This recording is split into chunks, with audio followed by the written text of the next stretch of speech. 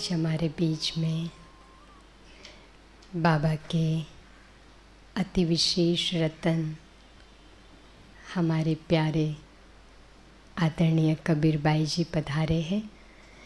तो ऐसे चैतन्य खुशबूदार पुष्प का स्वागत हम सभी दिल से करते हैं।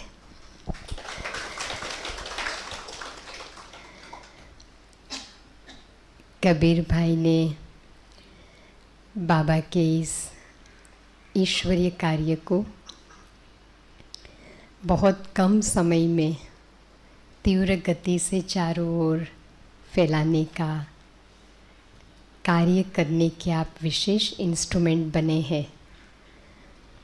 वैसे तो आप लौकिक जगत में मॉडलिंग का कार्य करते थे फिल्म इंडस्ट्री में, लेकिन बाबा ने आपको ऐसे चुना जो उस कैरियर को छोड़ के आपने अपनी विशेषताओं को और कलाओं को इस ईश्वरीय सेवा में लगा दिया है। आपकी विशेष रुचि बाबा की सेवा और योग के प्रति है, इसलिए बाबा के अलग अलग स्थानों पर जाकर के आप सभी को बहुत अच्छा बाबा का ज्ञान देते हुए मोटिवेट करके योग की अनुभूति कराते हैं। हमें तो कबीर भाई को देख के विशेष खुशी हो रही है, क्योंकि आज से 10 साल पहले भी हम आपसे मिले थे, लेकिन जब हम 10 साल के बाद आपसे मिले तो हम पहचानते नहीं थे। ये वंडरफुल ड्रामा था। तो जब आप 2 दिन पहले यहाँ पर आए और दादी जी के कमरे में, तो जब मुलाकात हुई तो कबीर भाई ने कहा कि आपको कुछ याद आ रहा है, मैं एक फ़ोटो दिखाता हूँ आपको। मैंने कहा अच्छा। तो उन्होंने अपना वो फ़ोटो दिखाया जो आज से 10 साल पहले, जब हमें याद है कि भाई जी थे और हमने मोनिका बेन के नेतृत्व में एक नृत्य नाटिका ड्रामा तैयार किया था और उसमें आपका मेन रोल था। तो वो कबीर भाई, लेकिन मेरे को याद नहीं था उस समय, तो आपका लुक अलग। तो जैसे फ़ोटो देखा तो मैं तुरंत पहचान गई। मैंने कहा अच्छा आप हो। तो मेरे लिए तो बहुत बड़ी सरप्राइज़ थी। तो बहुत खुशी हुई कि देखो बाबा ने इस रतन को कैसे चुना और आज इतने कम समय में आपने अपने आप को अपने पुरुषार्थ के द्वारा कहाँ से कहाँ पहुँचा दिया है। तो आज बहुत खुशी है कि बाबा के इस विशेष स्थान पर आप पधारे हैं और अपने अनुभवों से हम सभी को लाभान्वित करेंगे। ओम शांति। आप मुझे देख के मुस्कुरा रहे हैं और मेरी भावनाएं अंदर से फूट रही हैं।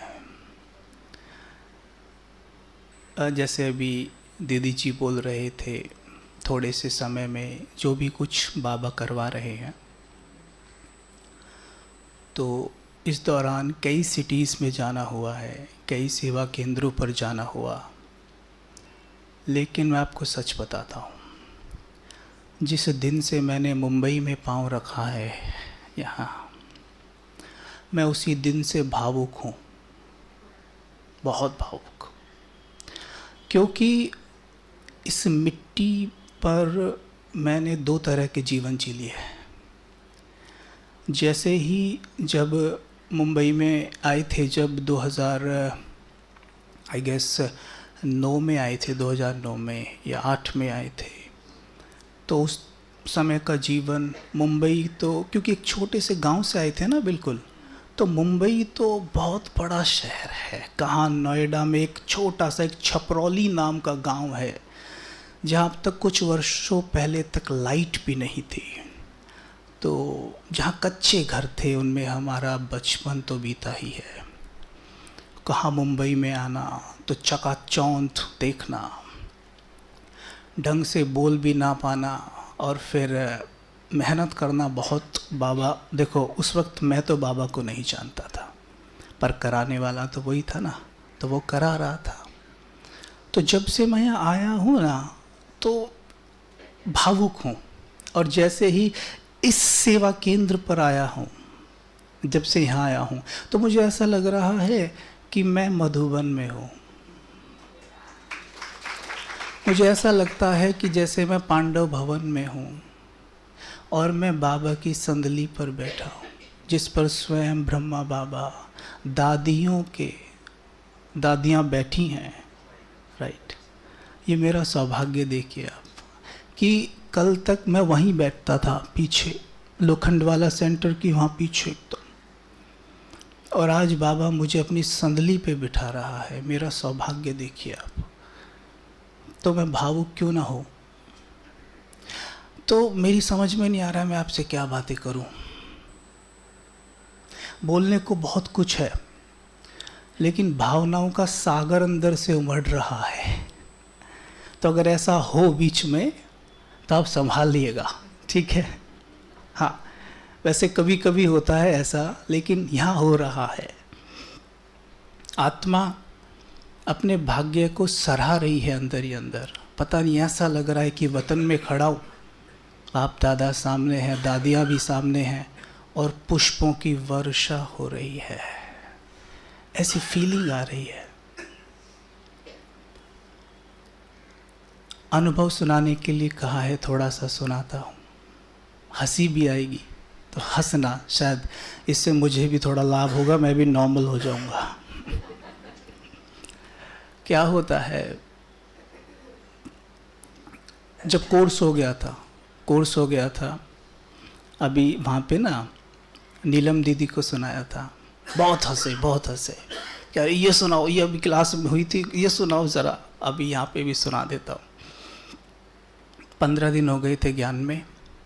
नम्रता दीदी लोखंडवाला सेंटर से निमित्त बने थे कोर्स कराने के। कोर्स हो गया, पूछा एक दिन आप कैसे योग करते हो। उन्होंने बताया कि मैं 2 बजे उठती हूँ, 2 से 5 ऐसे योग करती हूँ। मैंने कहा मैं भी 2 बजे ही उठूँगा आज से, और मैं भी ऐसे ही योग करूँगा। अगले ही दिन मेरे फ्लैट पे पार्टी थी। मॉडल्स वीकली पार्टी किया करते थे, इस बार मेरा नंबर था, मेरे फ्लैट पे थी। पार्टी करते करते 1 बज गया। जो मैं बताने जा रहा हूँ, मुझसे नफरत मत करना, वो तब का कबीर है, अब का नहीं, ठीक है? तो ढेर सारी अल्कोहल, ढेर सारा नॉनवेज, ढेर सारे जो भी नशे की चीज़ें होती हैं, वो सब इस रथ में डालते थे। कोर्स भले हो गया, लेकिन संस्कार नहीं बदला है। बाबा का नशा चढ़ा है, किक लगी है, पर अभी संस्कार नहीं बदले। इतने कड़े थे। मुझे ऐसा लगता है कि जितने भी मेरे मॉडल फ्रेंड्स थे, उनमें शायद सबसे ज़्यादा काम, क्रोध, मोह, लोभ, अहंकार की डिग्री मेरे पास थी। सबसे ज़्यादा अहंकार मेरे में था, क्रोध मेरे में था, सब विकार मुझ में थे। उनका डॉन था मैं, तरीके से। और एक बात मैं आपको बता दूं, जिस दिन मैंने फिल्म इंडस्ट्री छोड़ी, इसलिए बता रहा हूँ, बाद में पता नहीं याद रहे ना रहे, जिस दिन वो फील्ड छोड़ा, मैंने सबसे पहले अपना सिम तोड़ के फेंका था कि कोई भी पास्ट का व्यक्ति मुझे पीछे नहीं खींचेगा। इसलिए मैं किसी के कांटेक्ट में नहीं हूँ। मैंने अपना फेसबुक अकाउंट डिलीट कर दिया था, किसी को भी नहीं पता कि मैं कहाँ हूँ। एकदम से सब कुछ अलग। तो जब ये पार्टी चल रही थी, 1 बज गया, सब जाने लग गए, फुल नशा चढ़ा हुआ है। मुझे याद है, मैंने एक बार ऐसे चेहरा करके देखा था उसी टाइम पे, तो छत ऐसे घूम रही थी जैसे फैन घूम रहा है, ऐसा मुझे प्रतीत हो रहा था। और मेरे अंतर मन में एक आवाज़ गूंज रही थी कि 2 बजे से योग करना है। जिद देखिए आप, दृढ़ता भी कह सकते हो कि दीदी ने कहा वो 2 से 5 करती है, मैं भी 2 से 5 आज करूँगा ज़रूर, ठीक है, ज़रूर करूँगा। और मुझे याद है क्योंकि उस दौरान मैं बाबा की कास्केट ले आया था और मेरे रूम में वो लगी हुई थी। आप बचपना देखिए, 1 बज रहा है घड़ी में और मैं सोफे पे बैठ के घड़ी की तरफ बार बार देखता हूँ कि 2 कब बजे और मैं अपना योग शुरू करूँ। अगर करना था तो तभी से कर देता ना, लेकिन 2 बजे से ही करेगा, ठीक है जी, 2 बजे से करेंगे। 2 बजे उठा, बाथरूम में गया, चेहरा पे पानी मारा, आया, बैठ गया, पूरा ऐसे हिल हिल के चल रहा हूँ, इतना नशा कि चल भी ढंग से नहीं पा रहा हूँ।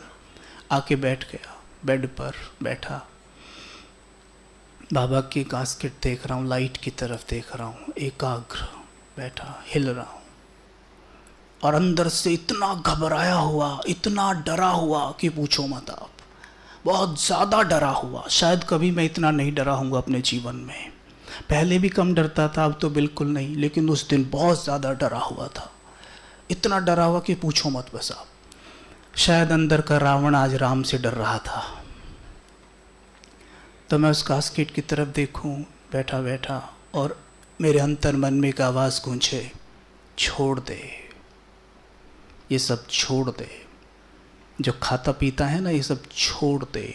और मैं जवाब दूं तुरंत, कैसे छोड़ दूं?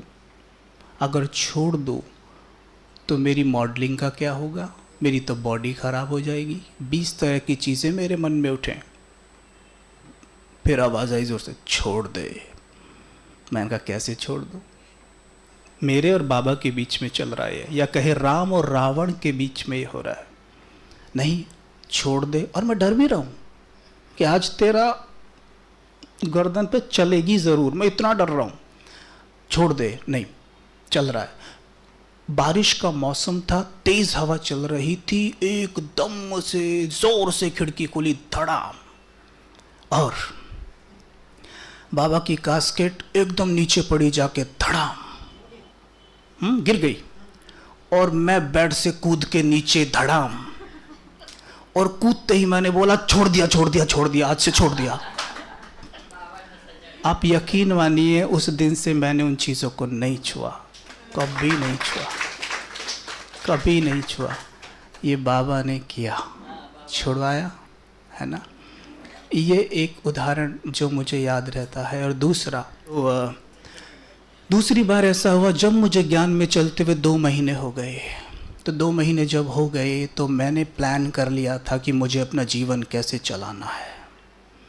हम तो है ना, नर चाहत कुछ और, भाई के कुछ और ही की और। तो हम प्लानिंग करने में तो सारे मास्टर होते हैं, और हम अभी भी करते हैं, है ना, अभी भी करते हैं बहुत सारी प्लानिंग्स, वो सारी फेल होती हैं। मैं भी प्लानिंग कर रहा था कि ऐसे चलूँगा, ऐसे चलूँगा, दोनों नाव में पाँव रख के चलता रहूँगा, मॉडलिंग भी चलती रहेगी, स्पिरिचुअलिटी भी चलती रहेगी। मेरे कुछ ऐसे प्लान थे, जैसे कि अक्सर यहाँ आप देखते होंगे इन सेंटर्स पे, मुंबई सेंटर्स पे बहुत मॉडल और फिल्मी लोग आते होंगे, है ना, वो दोनों तरफ चलते हैं। मैं भी ऐसे ही, लेकिन एक दिन तो मैं ऐसा क्यों कर रहा था, फिर मैं ना 2 दिन जाता था सेंटर पे, रोज़ नहीं जाऊँगा। खींच इतनी ज़ोर से होती थी कि अभी चल, लेकिन रोकता था खुद को, ठीक है, रोकता था, रोज़ नहीं जाता था। पहुँचा, दीदी बोले, कबीर भाई हमारे यहाँ पे ना योग भट्टी है, आपको जाना है। मैंने तुरंत बहाना मार दिया, आई एम वेरी बिजी। दीदी ने बोला, दीदी बोल रही है ना आपको जाना है। मैं बोला ठीक है, तो जाता हूँ। घाट के ऊपर में योग भट्टी थी। मैं वहाँ पहुँचा कुमारों के साथ। पता नहीं है भट्टी क्या होती है। पूछ रहा हूँ, भैया ये भट्टी क्या होती है?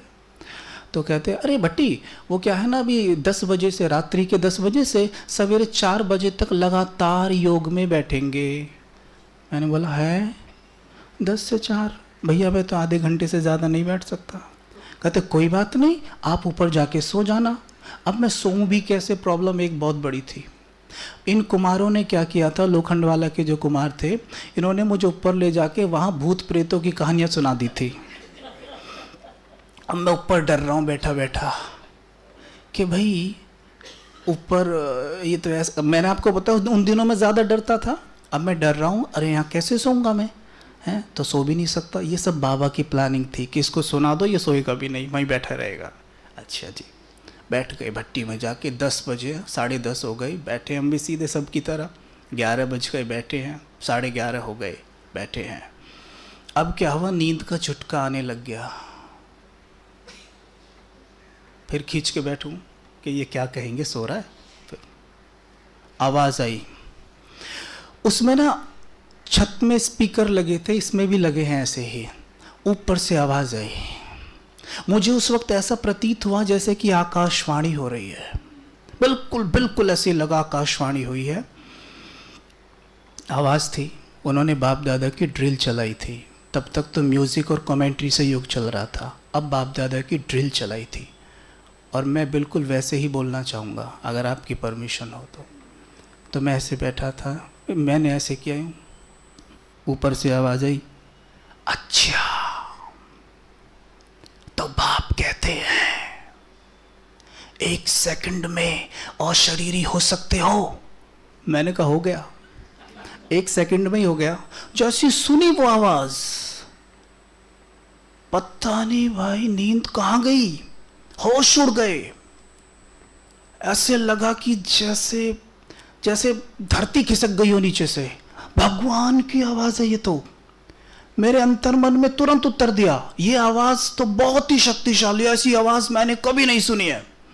ये किसी मनुष्य की आवाज़ हो ही नहीं सकती, ये आवाज़ बहुत बहुत शक्तिशाली है, ये बाबा की आवाज़ है। फिर ध्यान से सुना तो दादी जी की मैंने क्लास सुन ली थी 1-2, तो आवाज़ शब्द वही थे जैसे दादी जी बोलते हैं, आवाज़ बदली हुई थी। मैंने कहा ये वही है बाबा, ये यही है बाबा जिनको कोर्स में जो बताए थे, वही शिव बाबा है। मेरे को इतनी खुशी इतनी खुशी इतनी खुशी कि भगवान की आवाज़ सुन रहा हूँ। मैं कौन हूँ? अरे भगवान मुझे अपनी आवाज़ सुना रहा है। अरे वो ईश्वर जिसके लिए लोग लाइनों में खड़े रहते हैं, जिसके लिए मंदिरों में लाइनें लगती है, मस्जिदों में अजान होती है, चर्च में लोग लाइनें लगाकर दीपक लगाते हैं, और यहाँ भगवान मुझसे कह रहा है कि 1 सेकंड में अशरीरी हो सकते हो। मैंने कहा भाई मैं कौन हूँ? मेरा हार्ट बीट बहुत बढ़ गई है, ऐसे हाथ काँप रहे हैं, खुशी में आंसू बह रहे हैं। मेरे जीवन में ऐसे 3-4 वाक्य हुए हैं आज तक जब मेरी आंखों से आंसू निकले हैं। और बस मैं ये सोचता जाऊं और मेरी आंखों से आंसू बहते जाए। इतने निकले कि पूछो मत, सारे कपड़े गीले हो गए और मैं सीधा यूं ही बैठा रहूं और सोचता रहूं। वही लाइन मेरे कानों में गूंजते रहे कि मैंने भगवान की आवाज़ सुनी है। मुझे कोई भान नहीं हॉल में कौन बैठा है, मुझे शरीर है भी या नहीं, कुछ नहीं पता मुझे। फिर 12:30 और 1 थोड़ा सा ब्रेक दिया। ब्रेक में उठ के मैं गया ऊपर, सीधा चल रहा हूँ बिल्कुल यूँ जैसे मुझे शॉक लग गया हो, मुझे कुछ नहीं पता है। ऊपर कुमार जो थे मस्ती कर रहे हैं, उनमें से एक भाई को मैंने पूछा, लॉटरी लगी थी, विश्वास नहीं हो रहा है। मैंने कहा भैया ये जो आवाज़ थी ये किसकी थी? तो उसने बोला वो, हाँ वो, अरे वो तो शिव बाबा थे। बड़ा आराम से बोला। मैंने बोला शिव बाबा, भगवान? कहते हैं हाँ वही तो करा रहे हैं सब कुछ। बस इतना उसका कहना था और मेरे आंसू फिर से छलकने शुरू हो गए। अरे मैंने भगवान की आवाज़ सुनी है यार। बताओ, जब मैं भगवान मुझे आवाज़ सुना रहा है, मैं कितना भाग्यशाली हूँ। मैंने भगवान की आवाज़ सुनी है। ज्ञान में चलते चलते ना हम ना भगवान को बड़ा नॉर्मल ढंग से देखने लगते हैं। ऐसा लगता है ना कोई बड़ी चीज़ थोड़ी ना है, ठीक है ना। पर मुझे वो समय जब याद आता है ना, जब भी याद आता है, तो जैसे मैं मुंबई में प्रवेश हुआ हूँ ना, मुझे वही बचपन का हर लम्हा याद आ रहा है। इसीलिए मैं भावुक हो जा रहा हूँ बार बार। मुझे वही लाइन, वही सब चीज़ याद आ रही है, एक एक छोटी छोटी चीज़ याद आ रही है। वहाँ से मेरा जीवन परिवर्तन होना शुरू हुआ। और सबसे बड़ी बात जो मेरे साथ घटित हुई, जिसने मुझे बीके पूरी तरह से बना दिया, वो भी बाबा की बहुत बड़ी प्लानिंग थी। उसमें ये था कि जैसे ही मुझे ये शौक़ लगा, उसके बाद से मैंने नॉन वेज, अल्कोहल ये सब छोड़ दिया। जिम जाता था तो लाइट वर्कआउट करने लग गया, देहबान कटने लग गया। किसको दिखाऊं, ये छोड़ना, वो भी गया। दृष्टि चेंज हो गई। जिन मॉडल्स के साथ, फीमेल मॉडल्स के साथ मैं शूटिंग के दौरान बड़ी अथॉरिटी से खड़ा होता था, है ना, कोई थीम होती थी, उस थीम को अच्छे से पालन कर सकता था, अब मेरे मन में उनको देख के आता था ये तो बहनें हैं। अब बहनें हैं तो मैंने हाथ कैसे लगाऊं? कैमरा की डिमांड ये है कि हाथ लगाओ, और मैं कहूँ कि मैं कैसे लगाऊं? अब मैं हेजिटेट होता तो हाथ लगा लूँ, लेकिन कैमरा कैप्चर करता वो चीज़, तो वो सारा फेल। कितनी बार ऐसा हुआ कि मुझे कितनी बार बीच में से शूट करते हुए भगा दिया गया, कितनी बार ऐसा हुआ, और मेरा दिल टूट जाता था बिल्कुल। मेरी समझ में नहीं आता था कि मैं क्या करूं, मेरी समझ में नहीं आ रहा मैं क्या करूं। मैं बार बार कहता था बाबा आपने मुझे क्यों चुना है?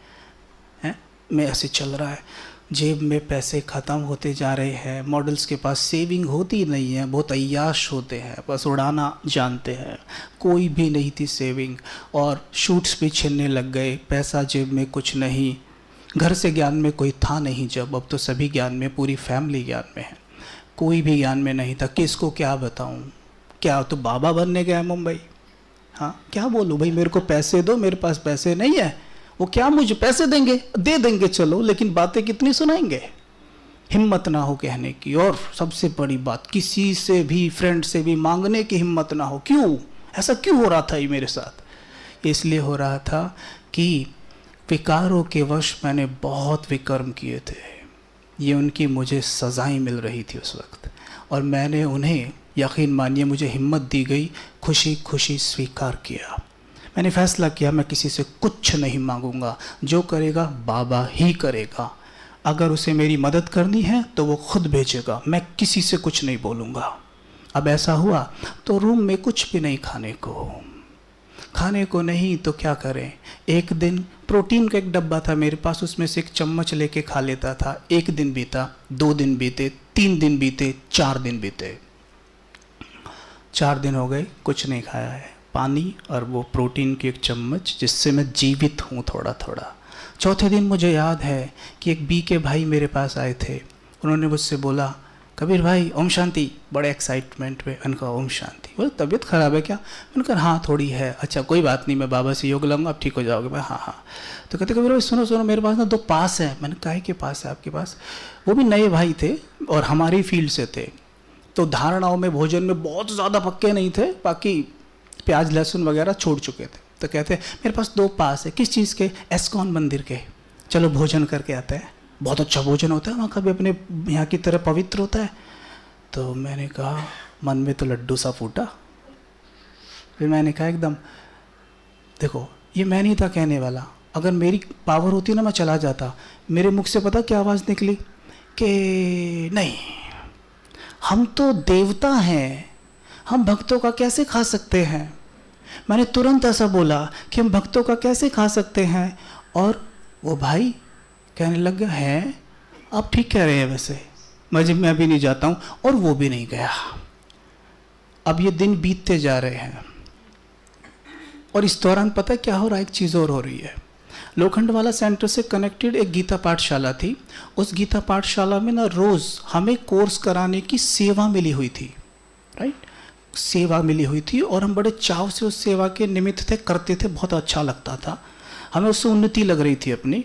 और वो क्या था, हमारे रूम से 2.5 किलोमीटर दूर था, तो आना जाना 5 किलोमीटर, जेब में पैसे नहीं तो गाड़ी में पेट्रोल नहीं, हम पैदल जाते थे, पैदल आते थे, राइट, पैदल जाते थे, पैदल आते थे, पेट में कुछ नहीं, सारे रास्ते यही सोचते जाते थे कुछ खाने को मिल जाए, आते भी सोचते जाते थे कुछ खाने को मिल जाए, ठीक है। और वहाँ कोर्स करा रहे हैं। अब वहाँ कोर्स जब करा रहे हैं ना, तो दीदी कहती हैं एक दिन हमसे, कबीर भाई, मैंने कहा हाँ दीदी, आ जाओ टोली है आपके लिए। मेरे मन में फिर से लड्डू फूटे, टोली है, वो भी मीठा, भूख में मीठा आप खा लो, काफ़ी देर तक आपको भूख नहीं लगेगी। मैंने कहा आज तो मेरी लॉटरी लग गई है। मैंने बड़े बड़प्पन में कहा दीदी रुक जाओ, मैं कोर्स करा के आता हूँ। तो कोर्स कराने में मुझे 45 मिनट गए, बाहर आया, पूछा हाँ दीदी देना, और एक कबीर भाई उसे तो वो माता ले गई। मुझे लगा हाँ अभी पेपर और बाकी है, अभी वो बोझ हल्का नहीं पड़ा है, अभी है। ये तब मेरे मन में चल रहा है। फिर मैं आया सारे रास्ते ऐसे सोचता सोचता, लेकिन अब ना मेरे मन में ये चलने लग गया था कि कहीं शरीर को कुछ हो गया तो। लेकिन पता नहीं मेरे अंतर्मन में एक आवाज़ गूंजती रहती थी जिसने मुझे कॉन्फिडेंस दिया, और वो ये थी कि बच्चे, मैं तुझे कुछ नहीं होने दूंगा। बार बार गूंजती थी, मैं तुझे कुछ नहीं होने दूंगा, मैंने तुझे मरने के लिए नहीं चुना है। तो ये चीज़ ना मेरे को बहुत कॉन्फिडेंस देती थी कि मुझे कुछ नहीं होगा। लेकिन जब 13वां दिन आया, उस दिन जब मैं सेंटर से आया आती जैसी दरवाज़ा खोला, तो खोलते ही पता है क्या हुआ, मेरी हिम्मत टूटने लग गई और मुझे चक्कर आने लग गए। जैसे चक्कर आए ना, उस दिन को मैं कभी नहीं भूल सकता। उस दिन मैंने साकार बाबा को बिल्कुल वहाँ अनुभव किया था। उस चीज़ ने मुझे बहुत आगे बढ़ाया है। मैंने सुने थे औरों के अनुभव, पर मैं सोचता था ऐसे हो सकता है क्या, क्योंकि मैं बहुत लॉजिक लगाने वाली आत्मा रही हूँ हमेशा, साइंटिफिक चीज़ों का, तो ऐसे कैसे हो सकता है। लेकिन उस दिन मैंने अनुभव किए, खुद की अनुभव। और क्या अनुभव किया, मैंने देखा कि बाप दादा ने जैसे मेरी पीठ के पीछे अपना हाथ लगाया हुआ है, और मैं गिरा, लेकिन फर्श पे बिल्कुल धीमे से गिरा। मैं सोचा मैं जोर से क्यों नहीं गिरा, और बिल्कुल ऐसे मुझे लिटा दिया गया। वो लेटते ही मेरे अंतर मन में एक आवाज़ आई, तेरे मोबाइल में अभी 50 पैसे बचे हुए हैं। 14 दिन से मैं ये सोच रहा था मेरे मोबाइल में बैलेंस 0 है, और मुझे अब क्लिक हुआ उसमें 50 पैसे हैं, तो किसी को भी मिस कॉल तो मार ही सकता है। और मैंने तुरंत हिम्मत जुटाते हुए मोबाइल उठा के तुरंत अपनी लौकिक सिस्टर को मिस कॉल किया। उसने तुरंत कॉल बैक किया और मैंने उसको 2-4 बातें बताई। तब उसने कुछ हिसाब किताब ठीक किया खाने पीने का, और तब से ये ट्रैक पे गाड़ी चलनी शुरू हुई जो अभी तक दौड़ रही है। और फिर धीरे धीरे पूरी तरीके से मैंने फैसला कर लिया कि मुझे इस इंडस्ट्री में अब नहीं रहना है। मुझे अपना जीवन लौकिक सेवाओं को करते हुए बाबा के कार्य में लगाना है, और वो इस तरीके से लग रहा है। ठीक है, अब और कुछ नहीं सुनाऊंगा, ज़्यादा हो जाएगा।